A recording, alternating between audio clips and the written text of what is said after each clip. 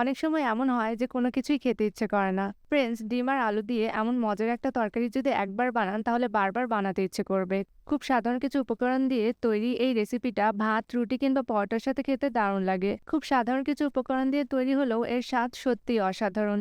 স্বাদে ভরপুর, দেখতে লোভনীয় আর বানাতেও ভীষণ সহজ। Hello friends, welcome back to my channel test of kitchen. তাহলে চলুন শুরু করা যাক আজকের রেসিপি। প্রথমে একটা বাটিতে 2টা ডিম নিয়ে নিচ্ছি, এর সাথে সামান্য লবণ দিয়ে ভালোভাবে ফেটে নিচ্ছি। ফ্রেন্ডস, আমি এই রেসিপিতে 2টা ডিম নিয়েছি, আপনারা চাইলে ডিমটা বাড়িয়ে নিতে পারেন। 3টা কি 4টা ডিম দিয়েও এই রেসিপিটি বানাতে পারেন।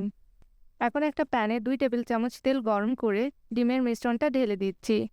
ফ্রেন্ডস, এই সময় আঁচটা মিডিয়াম রাখবেন। কিছুক্ষণ পর দেখবেন ডিমটা সেদ্ধ হতে শুরু করেছে। এখন চামচ দিয়ে ডিমটাকে বড় বড় টুকরো করে কেটে নিচ্ছি। এতে ডিমের টুকরোগুলো খেতেও মজা লাগে আর ঝোলের মধ্যেও সুন্দর দেখায়। ডিমগুলো হালকা ভেজে একটা প্লেটে তুলে রাখছি। বন্ধুরা, আপনারা আমার এই রেসিপিটি কে কোন জায়গা থেকে দেখছেন অবশ্যই কমেন্ট করে জানাবেন। আপনার কমেন্টস আমাকে নতুন নতুন রেসিপি বানাতে অনুপ্রেরণা যোগায়। এখন একই প্যানে 3 টেবিল চামচের মতো সরিষার তেল গরম করে নিচ্ছি।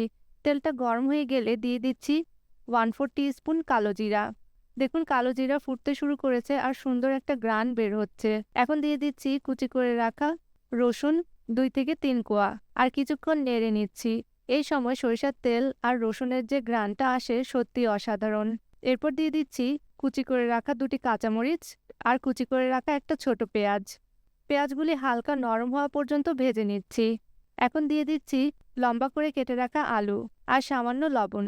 এখন আলুগুলো ভালোভাবে মিশিয়ে নিচ্ছি। আমি এখানে আলুর সাথে লবণ দিয়েছি, এতে করে রান্নার সময় আলুগুলো দ্রুত নরম হয়ে আসবে।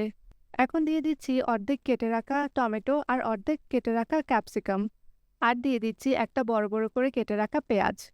সবকিছু ভালোভাবে মিশিয়ে নিচ্ছি। এরপর দিয়ে দিচ্ছি হাফ চা চামচ মরিচের গুঁড়ো, 1/4 টিস্পুন ধনিয়ার গুঁড়ো, 1/4 টিস্পুন জিরার গুঁড়ো আর 1/4 টিস্পুন হলুদের গুঁড়ো। এখন মশলাগুলো ভালোভাবে আলুর সাথে মিশিয়ে নিচ্ছি। এই সময়টার রঙটা কত সুন্দর হয়ে যায়, তাই না? এখন সামান্য পানি দিয়ে মশলাগুলো কষিয়ে নিচ্ছি। এতে মশলার কাঁচা ভাব চলে যাবে এবং ঝোলের স্বাদ অনেক বেশি ভালো হবে। এখন দিয়ে দিচ্ছি 1 কাপ পানি আর ভালোভাবে মিশিয়ে নিচ্ছি। এখন ঢাকনা দিয়ে রান্না করছি যতক্ষণ না আলু একদম নরম হয়ে যায়।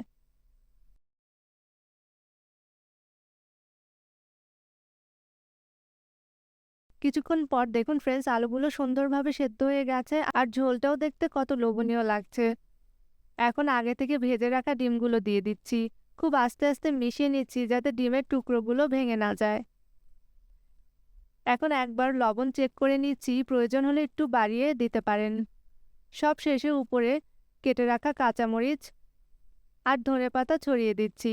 এই স্টেপটা পুরো রেসিপির ফ্রেশনেস আরও বাড়িয়ে দেয়। আর দেখুন ফ্রেন্ডস, আমাদের মজাদার ডিম আলুর ঝোল একদম রেডি। খুব সাধারণ উপকরণ দিয়ে তৈরি হলেও স্বাদে একদম অসাধারণ। গরম ভাত, রুটি বা পরোটার সাথে খেতে অসাধারণ লাগে। আপনারা অবশ্যই বাসায় ট্রাই করে দেখবেন আর কেমন হয়েছে কমেন্ট করে জানাতে ভুলবেন না। রেসিপিটা ভালো লাগলে লাইক, শেয়ার আর ফলো করতে ভুলবেন না।